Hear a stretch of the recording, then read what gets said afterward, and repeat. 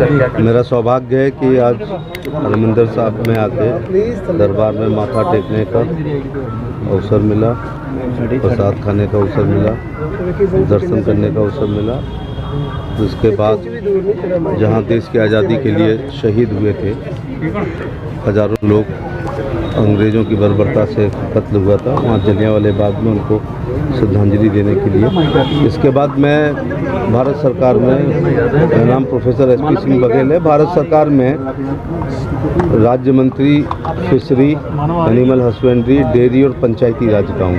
तो आज IIM में 10 राज्यों का पंचायती राज विभाग का एडवांस मैनेजमेंट लीडरशिप प्रोग्राम की ट्रेनिंग है, तो उसमें एज ए चीफ गेस्ट आया हूँ। चूँकि वो कार्यक्रम है तो अमृतसर आएँ और मत्था ना टेकें, अमृतसर आएँ और जलियांवाले बाग ना जाएँ, और अमृतसर आएँ और बाघा बॉर्डर ना जाएँ, तो ये ऐसा हो ही नहीं सकता। मैं सभी सिख गुरुओं के चरणों में प्रणाम करना चाहूँगा। उनकी शहादत से, उनके बलिदान से, उनकी त्याग से, उनकी तपस्या से सनातन धर्म की रक्षा हुई है, और अब उनके परिवार के लोग, उनके राज्य के लोग, उनके समर्थक और संस्था अनुयायी देश की भी रक्षा कर रहे हैं, सनातन के साथ साथ देश की भी। मौजूदा पंजाब के हालातों को कैसे देखते हैं? पैसा बढ़ रहा है, क्राइम बढ़ रहा है, लैंड ऑर्डर किसी की बेस खराब होती जा रही है। आम आदमी पार्टी झूठ बोल करके, सब्ज बाग दिखा करके, सपने दिखा करके वेलफेयर स्कीम इतनी ज़्यादा घोषित कर दी जितना बजट 5 साल में भी नहीं आएगा। ब्यूरोक्रेसी कंट्रोल से निकल गई है।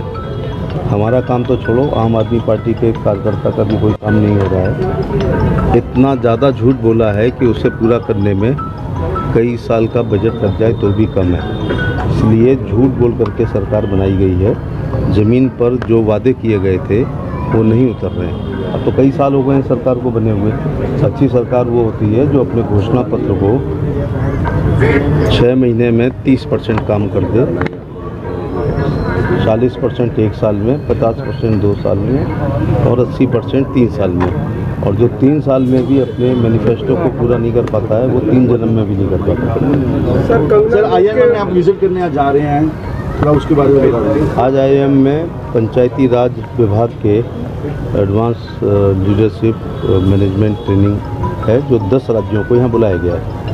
उसमें मुख्य रूप से जो निर्वाचित लोग हैं, प्रधान, जिला पंचायत सदस्य, जिला पंचायत अध्यक्ष, ब्लॉक प्रमुख, उसके साथ DPRO, यहाँ शब्द अलग अलग हो जाते हैं, कहीं DPRO है, कहीं CDO है, कहीं अपर मुख्य अधिकारी है, BDOs हैं, ADOs हैं। इनको बुला करके उनको एक ट्रेनिंग दी जाएगी कई दिन की, जिसमें कैसे बजट को पूरा करें, क्या क्या काम करने हैं, क्या मैंडेटरी काम है, कितने % मैंडेटरी पर, सैनिटरी पर और वाटर पर करना है, शेष कितने मदों में आप काम कर सकते हैं, कैसे आप अपना यूटिलाइजेशन सर्टिफिकेट देंगे, अगला बजट आपको कब मिलेगा, क्या गाइडलाइंस हैं, और कैसे हम ई-पंचायत बनाएं, कैसे पंचायत को ग्राम स्वराज करें, उसके बारे में अच्छे जो निर्वाचित प्रतिनिधि हैं उनका प्रशिक्षण रहेगा, जिससे वो अपने बजट को खर्च कर सकें, नॉर्म्स के अनुसार विकास कर सकें और अगली किस्त मांग सकें। और जो अच्छा करेंगे उनको प्रोत्साहित भी करेंगे। जिन्होंने अच्छा किया था उनको 14 अगस्त को दिल्ली में बुला करके हम लोगों ने उनका सम्मान किया, और 15 अगस्त के लाल किले पर पंचायत के निर्वाचित अच्छे प्रधान, मुखिया, सरपंच, ब्लॉक प्रमुख, जिला पंचायत अध्यक्ष को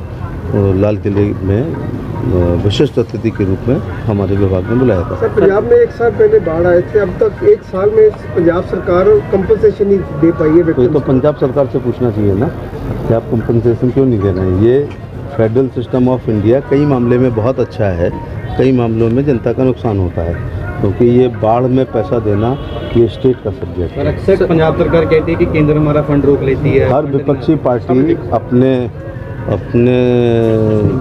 लापरवाही को, अपनी अयोग्यता को, अपने कुकर्मों को छिपाने के लिए सेंट्रल की पाले में बॉल को फेंक देती है। लेकिन हम कभी नहीं कहते हैं कि राज्य सरकार, तो राज्य सरकार अपने यहाँ संविधान में बहुत साफ लिखा गया है, ये राज्य के विषय हैं, ये केंद्र के विषय हैं, ये कंकरन सूची है, समवर्ती सूची है, जो दोनों के काम है। पंजाब सरकार नशा को रोकने के लिए फेल हो चुकी है। पंजाब सरकार में जो नशा को रोकने के लिए पंजाब में फेल हो चुकी है। नौजवान आए दिन नशा के लिए लड़के भी नशा करेंगे। इस मामले में मुझे ये कहना है कि जो धरती गुरुओं की रही, संतों की रही, फ़कीरों की रही,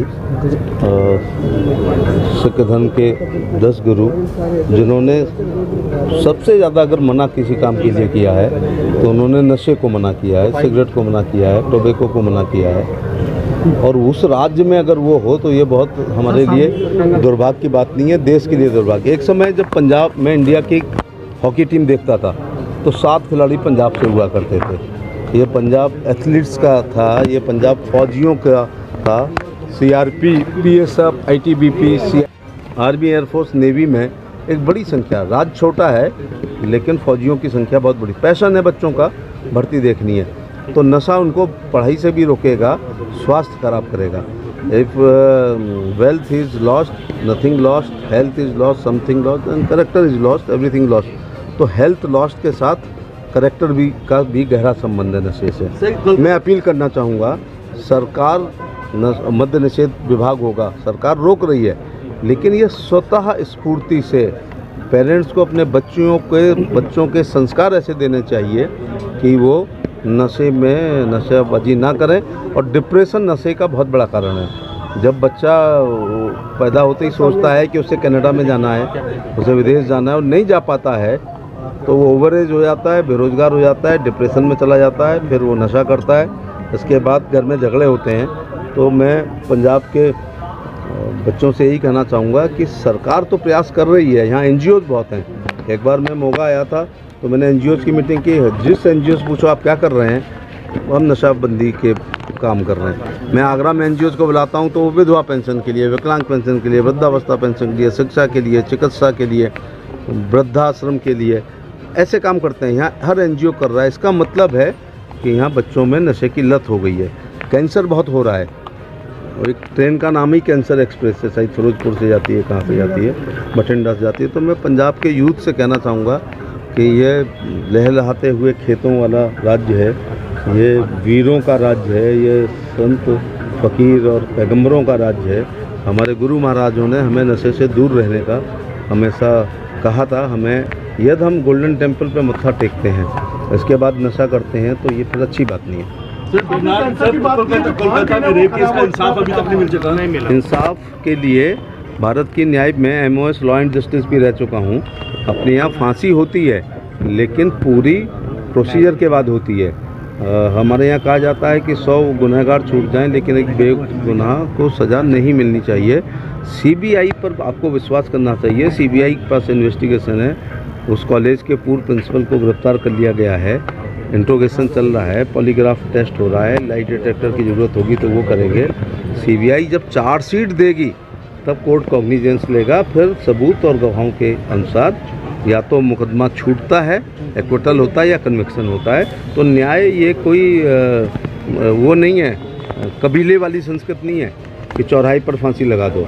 किसको फांसी लगेगी तो उसको भी एक प्रक्रिया से गुजरना होगा। सर, कंगना रनौत के बयानों को आप कैसे देखते हैं? ये उनके निजी विचार हैं, वो पार्टी के विचार नहीं है।